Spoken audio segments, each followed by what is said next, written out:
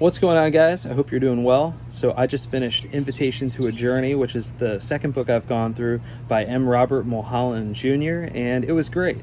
I think the thing that sticks out to me most from the book is he talked about the Myers-Briggs personality types and talked about how different personalities lend themselves towards different ways of connecting with God. But then he also talked about how you need to look at your shadow side, so the opposite of your personality type, and make sure that you don't just lean in the directions that are easiest for you, but that you also push in the opposite direction as well. So like an example of that would be I'm an ENFP, so the E stands for extrovert.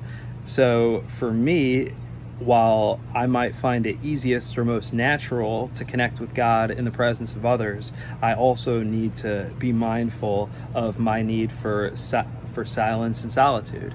And you can go through the different parts of the personality to to work that out. But I just thought that was an interesting approach, just how how everybody's spiritual journey really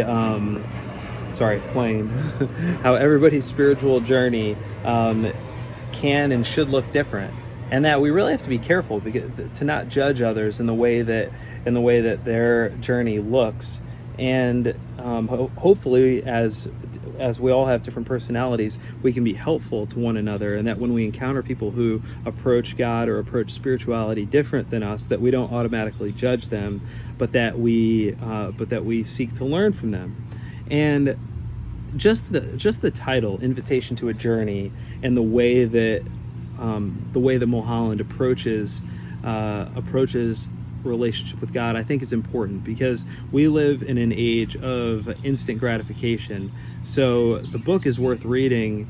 Well, I think one of the reasons the book is worth reading is it talks about relationship with God in the context of a lifelong journey, and one in which you never arrive. And I think there are too many self-help books out there that kind of want to offer the formula or the 3-step program to perfection, and that's not what we need.